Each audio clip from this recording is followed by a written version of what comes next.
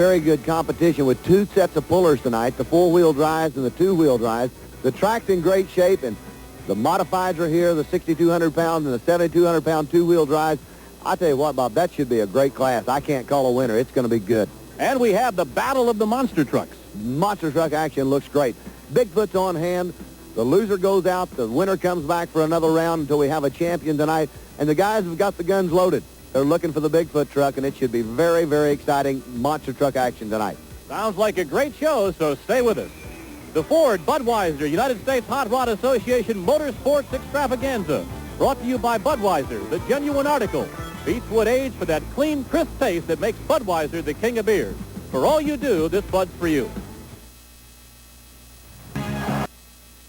Bob Kurtz, Mike Galloway back with you here at the Budweiser United States Hot Rod Association Motorsports Extravaganza. You're looking at 36-year-old Ed Beckley out of Dodge City, Kansas. Big Ed Beckley, and Ed is considered to be the world's largest motorcycle jumper. Ed outweighs his motorcycle by 60 pounds, and that's a Harley-Davidson. Ed is going to attempt to make a very long jump this evening, probably the equivalent to about 7 cars.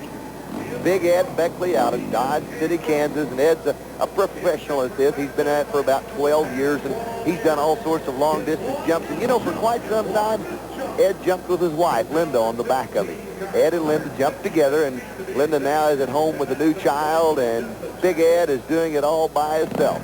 Well, Ed has crashed a few times. He said that he has had too many crashes to count. He said he's broken enough bones and they're mended together with enough metal that when he sets off the detector at the airport going through. Well, I want to tell you how big Ed is. It takes about 3 large cows to make the leathers for Ed Beckley. And he's one big man. World's largest motorcycle jumper. Watch him go to work. He's got quite a chore with him tonight. Big Ed Beckley. You know, he's lived in Kansas and Texas almost all of his life, and he's very much a professional. Made some very long jumps on this.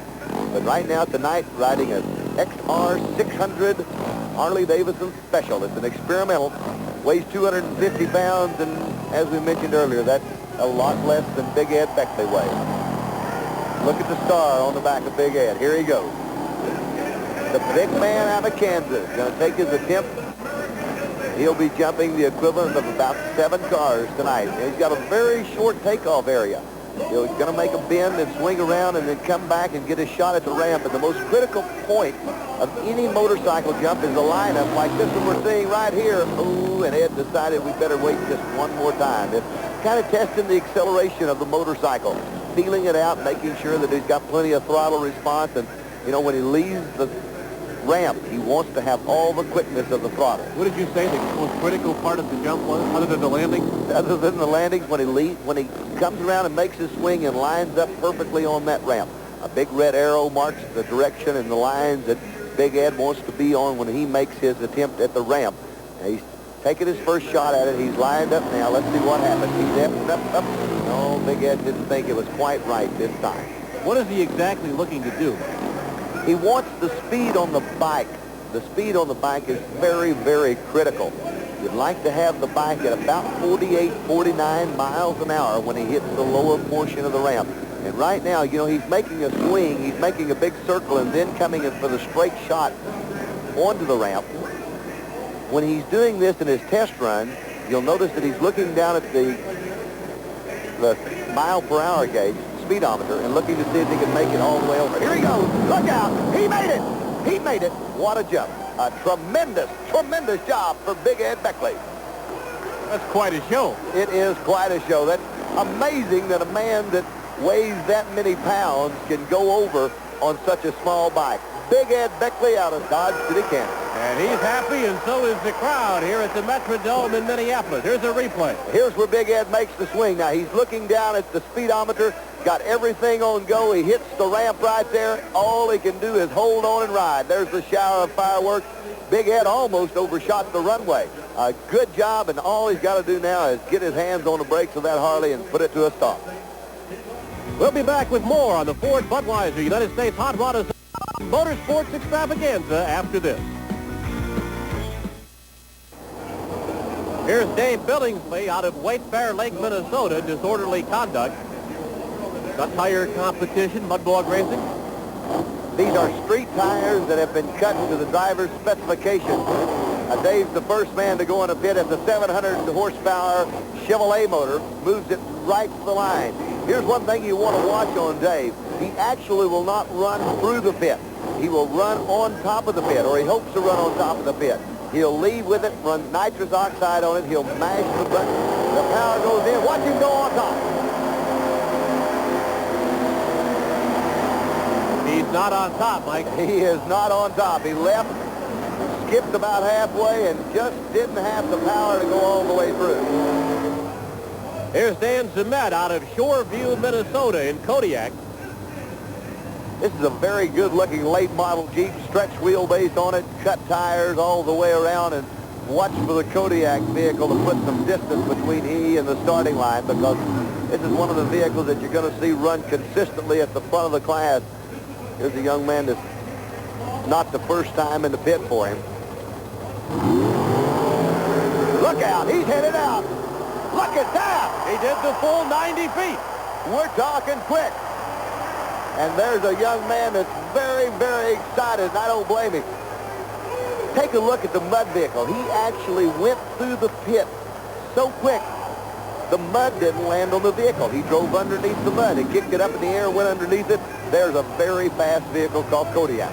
Dan Zimet out of Shoreview, Minnesota. Watch this whole shot as he leaves the starting line. Front end up in the air, all the traction in the world, and Kodiak is right on top of the mud, skipping the lights fantastic as he goes right out the end of the 90-foot. A beautiful pass. We'll get a time on it. Of course, if you go all the way through, no getting stuck or stopping anywhere in the pit, it's a time situation. A great pass for Kodiak. Watch out. That's Quagmire, driven by Tom Berg from North St. Paul. What do you talk about? Quick. That young man just cut a trail that was unbelievable.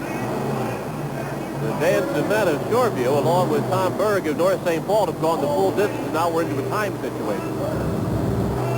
Had it just a little bit wild on the big end of the pit, but held control of it, shut it right out the gate. Bounces a little bit on the end, but he retains full control of it and jumps on the brakes and shuts it down. A beautiful job. I mean, a tremendous job. Big horsepower coming out of that little lightweight mud racer. Well, they're all freshly scrubbed and clean now. They're an interesting design, these mud racers. And before the competition, Mike Galloway took a look. Thanks, Bob. This is the legend. 2,400 pounds of mud racer. Supercharged Chevrolet motor, stretch wheelbase. The ride is outstanding in this track. The mud is quick. The vehicle is quick. 1,500 horsepower, a stretch wheelbase. It should be really exciting. You sit down inside a roll cage. If anything was to happen, you've got all the protective mechanism to keep you in place. This should be one of the wildest rides here tonight. Two classes of mud racers on hand tonight. One of them's the tractor class, and the other is the 44 and under DOT tires, cut tires. They're the Department of Transportation recognized tires, but the guys have cut the tires in a design that they think will best suit their needs tonight. Now, this one's got the lugs cut out of it, enables the tires to spin through the mud, but it clears the mud out of the tire each time the tire goes around. So when the tire comes around for the next time, the next traction, it's clear of the mud, the bite's there, and it goes quicker through the mud. You know, this is going to be one of the quickest mud racers in the class. Let's watch for him tonight. This is the legend out of Cedar, Minnesota, driven by Mike Keeney. This should be one quick racer. Supercharged big block Chevrolet. This young man's probably pounding out about 1,700 horsepower out of this vehicle. It's an all fiberglass body, stretch wheelbase. He's got a run. Well, he got off to a slow start and then just sunk in the mud. One thing about it, just kind of from the shot we're looking at right there, he said nothing about the name of that vehicle on the pass. Now, one thing to kind of watch when he left the starting line on that pass, watch the front tires as he leaves the starting line. They're turning, but right about there they begin to let up a little bit.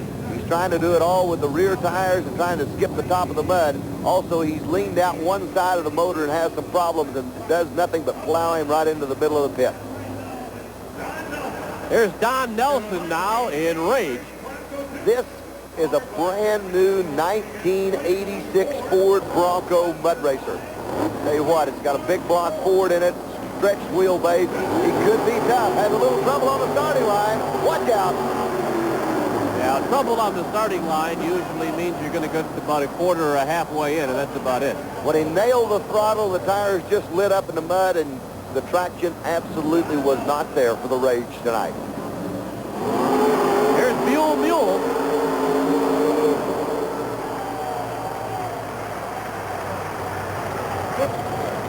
Gary Banaszewski out of St. Paul, Minnesota, the Mule. So that's the third Mutter now to go full in the cut tire competition. Again, 2.85 seconds by Kodiak so far is the time to beat. Here's the Blue Mule. Made a full run, as we mentioned, but 3.4 seconds, which leaves him behind Kodiak, which finished at 2.85. There's Steamboat Willie. Bill Rupert out of South St. Paul. This is another one of the ultra-quick, super-light machines in this cut class. Watch this young man go to the track because he needs to go quicker than a 285. 285, Kodiak in the lead. Steamboat Willie's ready to ride. Waiting on the green flag. That's all he needs. Got it in gear. It's time to go to work. Watch him. He needs to go all the way out. He skipped the top. He's off. Steamboat Willie. Now, did he do it in 2.85? I don't think so. You've got a better judgment than I have, because I'll tell you what, I couldn't get it. Watch him leave this starting line. He's got the traction this time. Leaves hard. Watch the front end come up. Now, he's not in the pit. He's running right across the top of it, much like you'd skip a rock across the lake. And all he does is skip that big vehicle right out the finish line area, and we'll wait on the stopwatch measurement. It gets a little rough landing one of them on the finish line. Bill Rupert out of South St. Paul, Minnesota. Stay tuned. More action in a moment on the Ford Budweiser United States Hot Rod Association Motorsports Extravaganza. Moving now to the tractor competition and the mud bog competition. This is Blue Mule 2. The big difference in these two vehicles is actually the tires themselves. Now, as you can tell by looking at Blue Mule 2, this is an implement tire. This tire was never meant to run on the road. This is an off-road tire only. It's an implement tire. It's got the tractor-type lugs on it. They're much taller than the tires that we saw in the earlier classes. A lot of times you'll find these vehicles have more weight in them. They'll have a little bit more problems getting through the pit. Let's see what happens in this tractor class. He's right on top of it. He's churning the ground. Churning, but he's going to come to a messy end. Take a look at a replay here now. You know, with these tractor tires, a lot of times the racers can't get up on top of the mud pit. They have to run right down through the bottom of it. You're going to see a lot of the bigger, taller implement tires in this class, and they're actually going to churn right through the middle of the pit, but you're also going to see some very fast times come out of this class. You're looking at the green weenie. And Meyer out of Coon Rapids, Minnesota. This is a modified Jeep, runs the tractor class. Big V8 engine underneath the hood of the green weenie. Got his windshield wiper squirting a little fresh water on it, and when he gets down in that pit, he's going to definitely need that extra to clean off the windshield, because, you know, a lot of times you hit that pit, you hit it real hard, real fast, the mud comes right up on the windshield, and it just makes it absolutely impossible for these mud racers to see where they're going. Out of bounds is a disqualification. We are in the tractor competition now in the mud bog racing.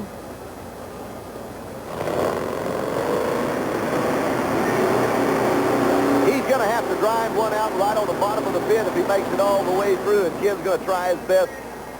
Going to need that windshield fluid again, too. It wasn't in the cards for the Jeep tonight. Here's a shot of Ken when he leaves the starting line. He's trying to grind it out, knows there's not enough speed when he hits the pit, so he's just going to have to grind it out on the bottom of the pit with the green weenie, and that's exactly what he's trying to do right there. The truck goes down, the mud is just really coming in on him strong, and he is having a problem cutting through the pit tonight. Here's Thundering Buffalo. Bob Kennedy out of North St. Paul comes close but falls shy of the 90-foot mark. One thing about the Thundering Buffalo is you get a shot of it, big Dodge truck, the motor is kind of mounted in the middle.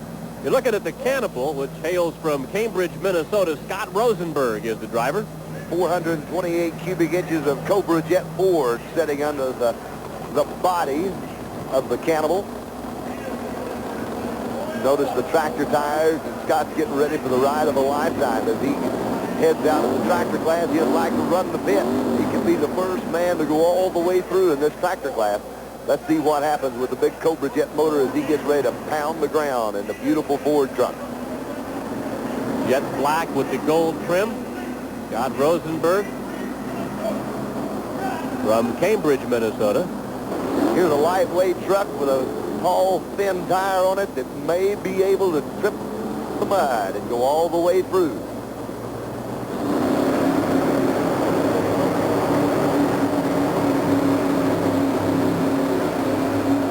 One of the best runs so far in the tractor competition, still shy of the 90-foot mark. Looks like he may have bettered 70. Now, where do they mark that from? The front tire, the back tire, or what? They're measured to the center of the front tire, the center of the hub on the front tires where the measurement on the mud track comes in. So he should be right about 70 feet. It'll be real close. Watch him leave the line with this Cannibal truck as he turns the tires real hard, trying to make it all the way through the pit. Beautiful job as he's got the motor wide open, and it's nothing but horsepower and strain and gain this time around.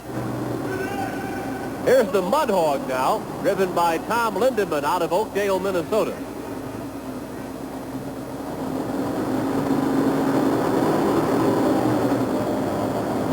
This is an older model Army truck, been converted over to run the mud races. Now, he runs a lot taller tire. This is probably the taller tire that we've had so far, the Mud Hog. Watch him go to work. $8,500 invested in the Mud Hog, and one thing the Mud Hog needs to do tonight is need to hog his way all the way through the pit. What a great name, you know, Mud Hog, and you get it out and wrestle around in the mud a little bit. Let's see if he can trip the line. Fantastic. Go all the way through the pit. Just 90 feet.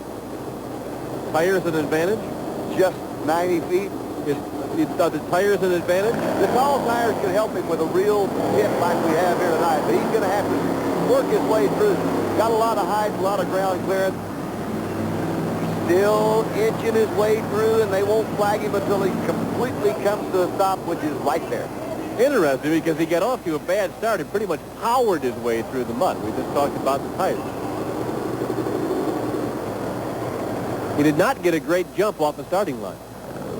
Left the starting line just a little bit slower than normal, and this is very possible because he could have hit the nitrous button, and when it did that, it flooded the cylinders. The motor wouldn't come up, wouldn't come alive, so it came down on him. Right there you see the motor beginning to pick up, and he probably goes back on the nitrous button about right then, and the motor just lugs down one more time, and that time it won't come back up to the Mud Hog.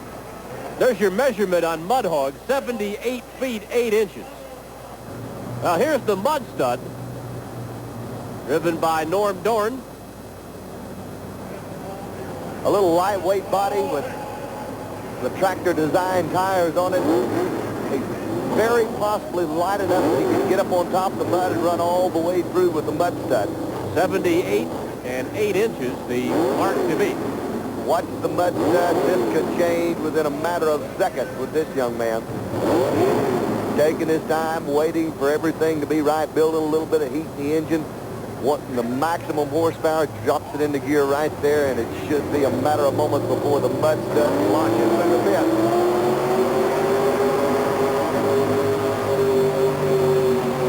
He goes the distance. First man to go to the distance in the tractor class. He's lightweight. He's got the horsepower with the big Ford motor, and a beautiful job of driving all the way through the big heavy pit. That's the Mud Stud, Norm Dorn, the driver. Mud Stud launches hard out of the hole, and he's right down into the middle of it, just keeps the hammer down and goes for the gold. There's the 80-foot mark. He's beginning to come out of the pit, and right there he knows he's taking the lead as he goes to a time situation. It took Mud Stud 5.49 seconds to go the full 90 feet. You're looking at Bob Swanson, who is from Stillwater, Minnesota, just north of where the Metrodome located here in Minneapolis, and he is driving the Caveman. CJ7 fiberglass-bodied Caveman truck. Here's another man that's lightweight and very possible of going through the whole pit.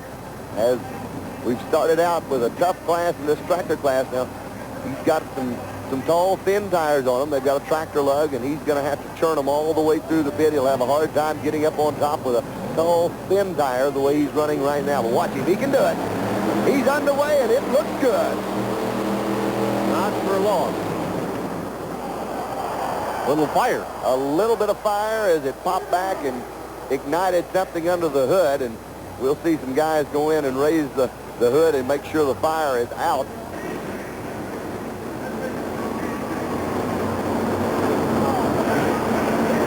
Okay, the guy on the right has the hot dogs, and the guy on the left has the... There he goes. He's into the pit, onto the nitrous, and making some horsepower. Trying on the left-hand side of the pit, gets in a little bit of trouble, backs out as he's close to the line, and when he backs out, the pit just sinking to the bottom, and it's too much, too late. Here's the master mudder, Rich Young, out of Prior Lake, Minnesota. This is a Chevrolet Blazer that's made for one thing and one thing only, and that's to go quick through the mud. Watch out. He did it. Now the question is, did he do it in less than 5.49 seconds? You've been the authority. What do you think? I think he did. I believe so. He was one quick pass through the mud with the master mudder. That, in all probability, is our new leader, the master mudder, Rich Young, out of Prior Lake. Look at this. Rich, as we talked about, is on the throttle right at the starting line. Got his hands full of driving chores. It's tall and sets up off the ground. He's got plenty of ground clearance. He's got the power to go all the way through the pit.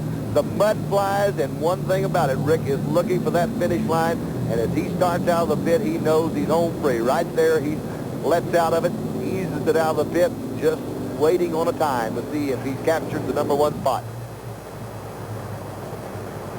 There's your time, 4.32 seconds. So the winner is the master mudder, ridden by Rich Young out of Prior Lake, Minnesota. Here are the results tonight in the mud bog competition. First of all, in the cut tire category, Quagmire the winner in 2.67 seconds, and Kodiak, Blue Mule, going in 3.04. Then two tractors went the full distance. Master Mudder the winner in 4.32 seconds. Mud Stud 5.49. Bob Kurtz and Mike Galloway under the big top. That HHH stands for Hubert Humphrey Metrodome here in Minneapolis, Minnesota. And that roof you're looking at is sort of a Teflon-coated material. It is held up by air. A lot of air pressure here, so if you open the door on the way out, you can just about get blown right through the front door. It's one of, well, actually, there are a few of these around the country. The one probably best known is the Silverdome in Pontiac, Michigan, which has just a single roof. They have two layers here in Minnesota to help melt the snow a little bit better. It is the home of the Minnesota Vikings, of course, of the National Football League. Minnesota Twins, which play in the American League and Major League Baseball. They have pro basketball coming here, and of course tonight we have our motorsports extravaganza. Well, if this was halftime of a Minnesota Vikings football game, we'd be getting ready for the band. Halftime of mud bog racing in tractor pulls. What are they doing? Putting beach balls in the mud. Each beach ball is numbered, and the number corresponds to a prize, and there'll be a number of people line up and race into the mud for the beach ball. Find out how sloppy that track is. It'd have to be some mighty nice prizes for me to go in. That's the deep end of the pit. The pit is probably 4.5 or 5 foot, well, let's call it 4.5 foot deep right there. Any chance we can lose anybody? I think they need little flags tied on the top of them so we can find them when they get in the pit. All right, they're ready to go. Well, we had a false start. I forgot one little minor detail. Just one little detail. Could we please have the blindfold them for our contestants? You know, Bob, it was a good idea, not blindfolded, but blindfolded. This could get very nasty. On your mark. Here we go. Go! Come on, Blondie. Oops. Ushy, gushy, squishy, gooshy, dirty, rotten mud. There's a cap. There's one winner. That was the guy they could see. Well, now, hopefully he wasn't that way. The lady has a problem.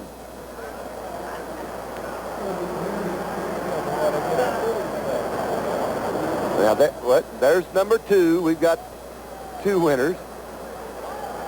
And the one man just raced past all the beach balls.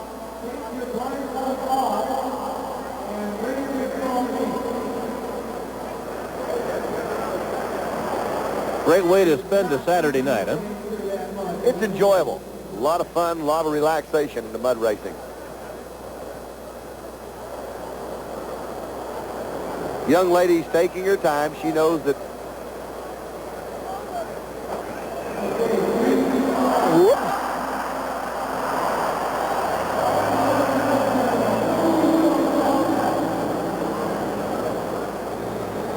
Lon's going to win yet. She's got one. I believe she's got one. If she'd just lunge forward. She's got it.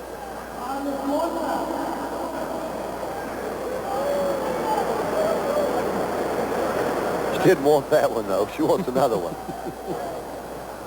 And so it goes here at the Metrodome in Minneapolis, Minnesota. We'll be back for more action, so stay with us.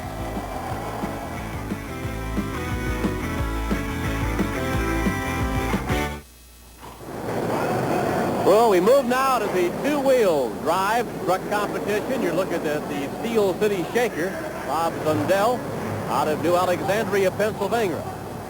These are supercharged two-wheel drives. They cannot run taller than an 18.4, 16.1 tire. Bob Zundell out of Pennsylvania with one called the Steel City Shaker. It's a supercharged Chevrolet. This should be a dynamite class.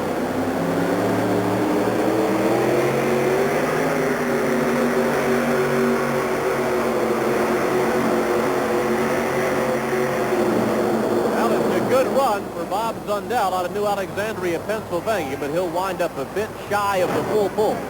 An excellent run for the Steel City Shaker.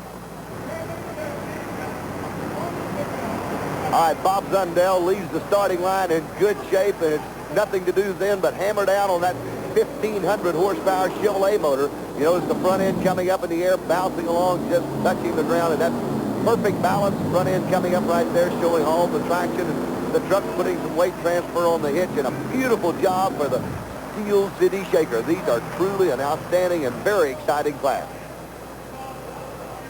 I'm with two brand new 1987 Ford trucks. The one on my right, a $20,000 street truck. Air conditioning, power steering, power brakes, AM, FM stereo, and all the niceties. The one on my left, an $80,000 pulling truck. 628 cubic inches of fuel-injected Ford, 2.5-ton axles under the front and rear, an all-custom drivetrain. Suited and built for one thing, and that's to hook to a 50,000-pound sled. The one on my right, all of the street equipment, capable of driving on any highway or country road with all the comforts of home. Why do they do it? They do it for the sheer power and the sheer competition, for this is what pulling's all about. Looking at the Orange Blossom Special 2, driven by Alan Gaines out of Georgetown, Kentucky. 1987 Ford Ranger XLT has a full, complete stock interior in this truck. Supercharged 572 cubic inch Chevrolet, and it's called Orange Blossom Special 2. Alan, one of the original two-wheel drive people with the original Orange Blossom Special, and right now he's going to do battle with OBS, Orange Blossom Special 2. He's out of Georgetown, Kentucky. He's a tobacco farmer by trade and profession. Here's a man that could very well take it all the way out. He could go the full ball. There he goes.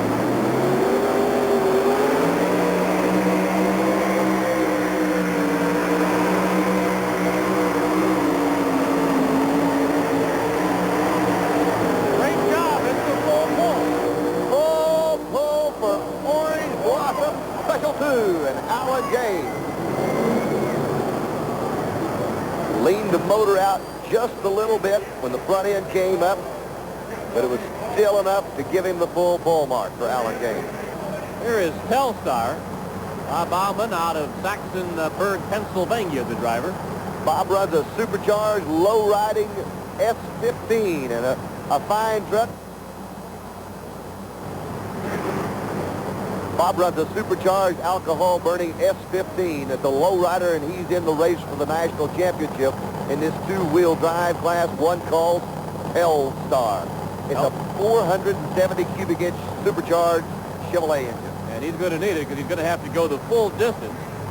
Alan Gaines, the leader in Orange Blossom Special 2. Without our two-wheel drive competition. If Bob Bauman goes the distance, if he goes with a full pull, then he will come back and first Alan Gaines in the pull-off. Only the vehicles making a full pull, be it 1 or 5, come back in a pull-off.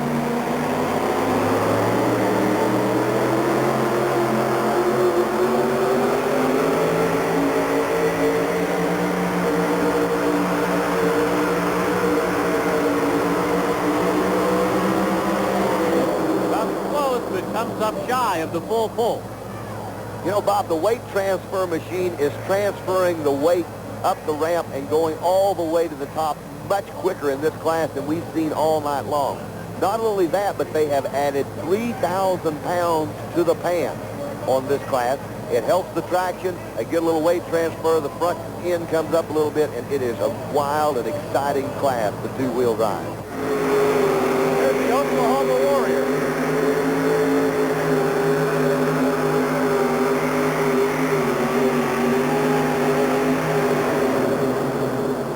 In the Oklahoma Warrior.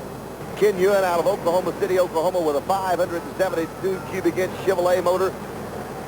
Doing his best, but just not finding enough traction tonight to put him out. Here's Ken Ewan out of Oklahoma City, Oklahoma. He rolls with the sled quite some distance before he actually opens the butterflies up. Maybe just a little bit heavy on the front end. Could have used another 100 pounds on the back. Front end not coming up, transferring it to the back and giving him the kind of traction he needs to put the sled out the end. A little telltale sign coming out the bottom of it. It may have built too much heat in the motor. Looking at Bill Romsberg, who hails from Pennsylvania. This is the rice burner. Alberton, Pennsylvania. It is a 1986 Toyota with a supercharged 500 cubic inch Chevrolet motor. Here's a man that's just getting into this two-wheel drive class. This is about his third time out, and he has really shown the guys the way to the winner's circle, as he's really been doing a great job with the rice burner, a Toyota with a big block Chevrolet in it. He's going to have to do a great job tonight, as he's got to go full pull to match the distance laid down by Alan Gaines. Orange Blossom Special 2 going the distance. We'll see what the rice burner can do here. Balance very critical in this two-wheel drive class.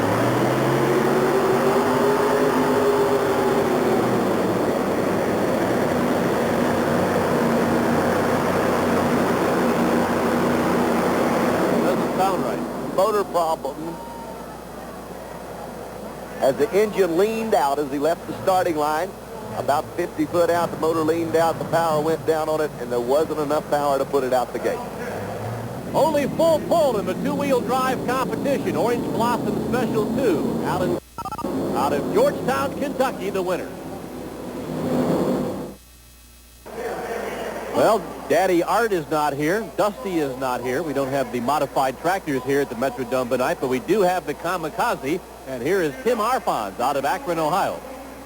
This is a GE T58. It's a turbine engine that's been converted over to a jet. Weighs 550 pounds. Timmy's been racing since he was 16 years of age, and he's been in all sorts of motorsports events.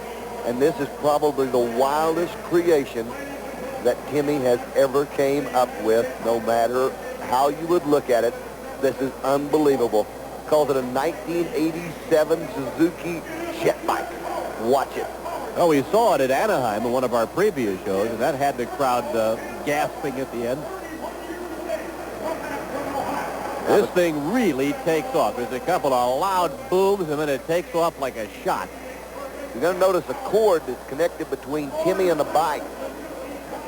At any time, if Timmy comes off of the bike, it will shut the motor down. That's a heck of a time to lose the motor, but it'll shut the engine down and hopefully let everything stay in control. Timmy will just pop it a couple of times and ease out on the brake a little bit. You know, he still to this day has no idea exactly how fast it will go. pressurizing the fuel system, getting ready to light this jet up on Kamikaze.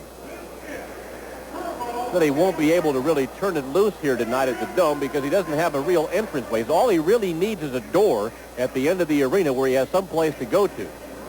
But that's not the way the track is set up here at the Dome. And a long runway. Timmy runs a set of 4-inch parachutes on the back of this little jet bike to shut him down. This is unbelievable. Took 6 months to build. Operates at 27,000 RPM. There's the fire. The Jet Kamikaze. World's fastest ATV. Quad racer.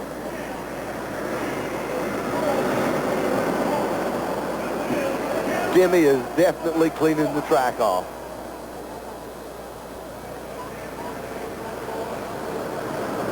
Watch him as he gets ready to jet pop.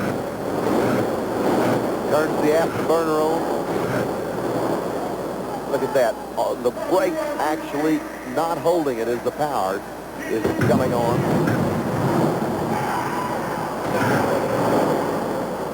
Visor down. Timmy's getting ready to air it out.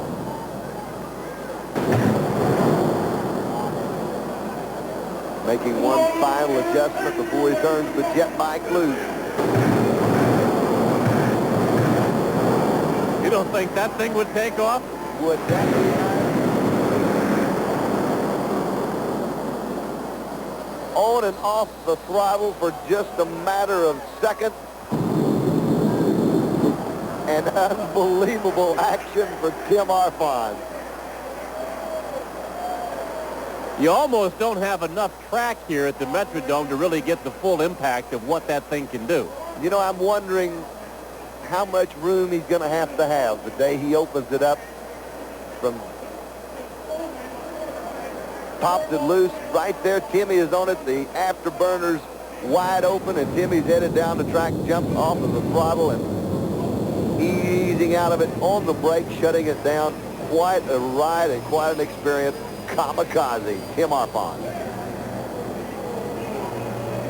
Earlier tonight, Mike Galloway and I watched the four-wheel drive modified truck pull competition, which is all part of this great evening here at the Metrodome. Here now are some of the highlights and tonight's winning pull.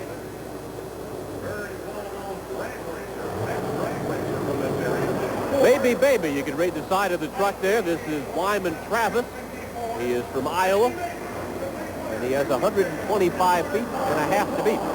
Wyman Travis runs a 526 cubic inch wedge head Ford motor, fuel injected alcohol engine. He and his wife traveling all over the United States, pulling with this beautiful baby truck, 700 horsepower, and a very, very tough Ford truck. Now watch Wyman. He's a man that's very capable of putting that 125-foot mark behind him and several feet in front of that. Let's see what he does as he rolls the slack out of the chain with this beautiful bright orange Maybe Baby. 150-foot track here at the Metrodome in Minneapolis. 125 is the mark to beat.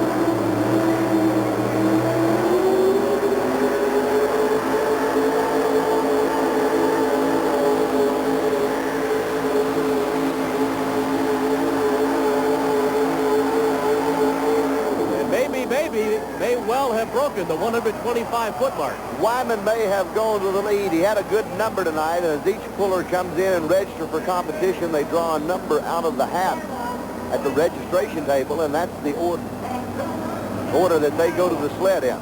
Well, here's Wyman. Now, watch Wyman as the tires spin just a little bit. Wyman finds the traction. He just eases it down. Right there, he hammers the big motor real hard. The 526 Ford motor comes to life, and Wyman's on his way. All he can do now is hope for the best, and he knows the weight transfer is getting heavier, and right there it puts the halt to Maybe Baby. Here's Sarah Luckin now in Dusty Road.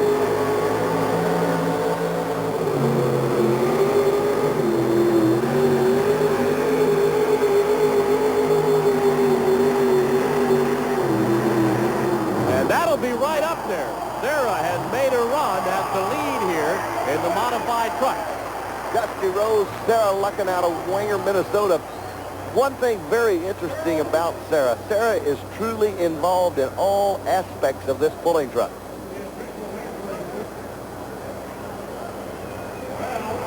Sarah rolls out, she hammers the big Ford motor. It's a 620-inch Ford motor, and Sarah is headed for the door. She wants that lead. Now, one thing very interesting about Sarah Lucken is that she is truly involved in this truck. She knows every aspect of it, every component that's gone in the truck to make it work, and Sarah is making the Dusty Rose work for her tonight. A beautiful job on Sarah Lucken in the 87 Ford XLT Ranger. 136 feet, 4.5 inches. Now, Mike mentioned it was an excellent pull, and it's the leading pull so far for Dusty Rose. 136 feet, 4.5 inches. Bud Jaski out of New Berlin, Wisconsin in the Golden Ox. 575 cubic inches of all aluminum Aries engine underneath this Dodge body. Bud is a three-time national champion with the United States Hot Rod Association and a very strong competitor. Bud Jaski makes his home in New Berlin, Wisconsin, and he and his lovely wife run a trucking business. When Bud's not out on the road, when Bud's on the road, she takes care of the business at home. Bud Jaski is a man that can definitely make a winner here tonight. There you see the national champion signature in the window. He has 136 feet, 4.5 inches. That is the mark to beat. Sarah Lucken is the leader at the moment out of Winger, Minnesota. The three-time national champion Bud Jaski takes his shot.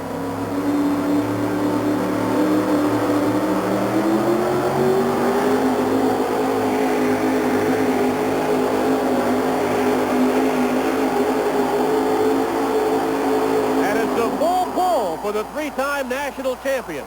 That's why the man's a national champion. A beautiful job of driving. The truck never faltered 1 inch going down the track, and Bud Jaski had all the power it needed tonight to put the sled out the gate. The full pull for Golden Ox, Bud Jaski out of New Berlin, Wisconsin.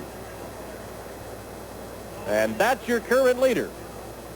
Here's a replay now. Bud spotted the truck and the sled on the left-hand side. You see him drive it out. Right about there, he gets into the big Aries motor, and it's making all the power in the world tonight. And a beautiful job for Bud Jaski as he just keeps it all out on the line and blows it right out the gate. First man to do it, and I'll tell you what, a beautiful job for Bud and the Golden Ox. Modified truck competition this evening. Golden Ox with a full pull is the winner. Dusty Rose second, 136 feet, 4.5 inches, followed by Black Gold and Roy's Toy. Bob Kurtz, Mike Galloway back here inside the Metrodome. You're looking at Sampson, driven by Don Maples as we get ready for the monster truck competition. 1985 Chevrolet, 19,000 pounds, and he's up against the Duraliner giant, Kevin Dabney out of Tampa, Florida. Of course, Don Maples out of Huntsville, Alabama. This should be great. An 86 Ford against an 85 Chevrolet. It's a straight shot. Two sets of three cars. Two sets of three over the cars and then over another set of hills, and it's going to be great. Kevin Dabney, the Duraliner giant, weighs 20,000. It's close. It's close. Dabney's in the lead. The Duraliner giant in the lead. Maples is going to have to come from behind. Maples is going to have to come from behind, and I don't think he's going to make it. No, he's not. It's the Duraliner giant. That's the winner. Kevin Dabney. The Duraliner giant takes first round of monster truck competition. Well, they came roaring out of the starting gate at a very quick race. And Kevin Dabney and the Duraliner giant out of Tampa, Florida is the winner. You know, Bob, that's got to be considered an upset here tonight because Don Maples was picked to be a winner, but if you look down as they pull back from the Duraliner giant, there is some telltale signs that he may have broke something on the pass because it looks like he's got a trail of fluid falling out behind the Duraliner giant, and that may very well be transmission fluid. Take another look at the race. Well, it's heads up right there. Ken Donay drops the green flag and runs for the hills. Kevin Dabney covered him right out of the hole. He's first on the card. Sampson is flying high. Kevin keeping it down on the ground and just getting after it all he can.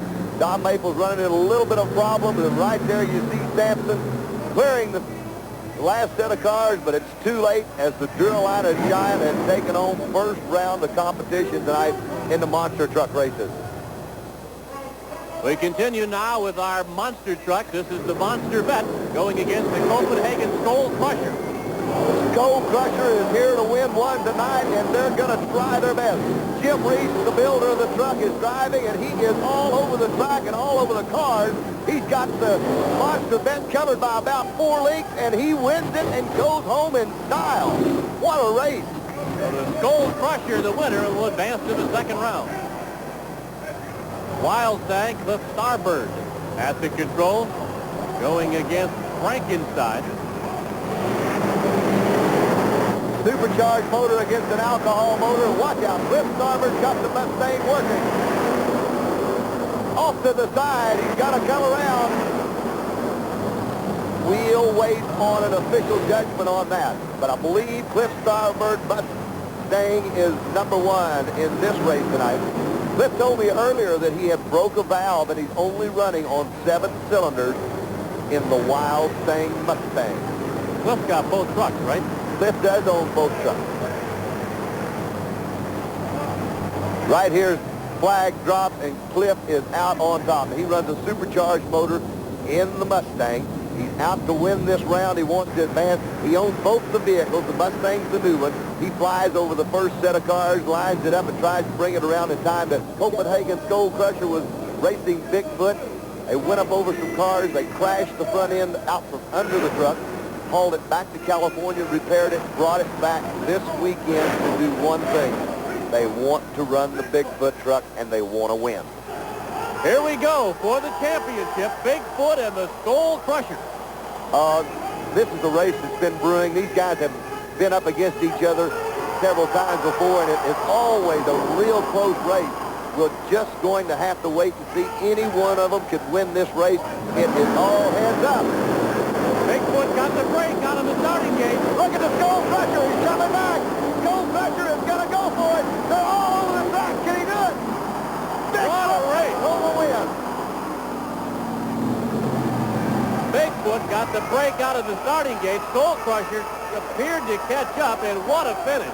I tell you what, Bob, I believe they spent as much time in the air that time around as they did going over cars. Watch the flagman as he runs out of the way. Bigfoot jumps on it right out of the hole. Both the guys come off with all 4 wheels just bouncing. Look at this. All over the cars, they're flying high. The Skull Crusher makes up a lot of ground right here as he jumps the cars, lands very hard, and look at this. Before it ever lands, he's on top of the other set of cars. But there's where Bigfoot gathers the ground. Bigfoot bouncing. He gathers it under control. Jim Kramer doing a super job. He knows there's about 50 foot to the finish line. He hammers that big block forward and takes home another victory for Bigfoot. Bigfoot is still the champion. The reigning king of monster trucks, Bigfoot. The Ford Budweiser United States Hot Rod Association Motorsports Extravaganza, brought to you by Budweiser, the genuine article.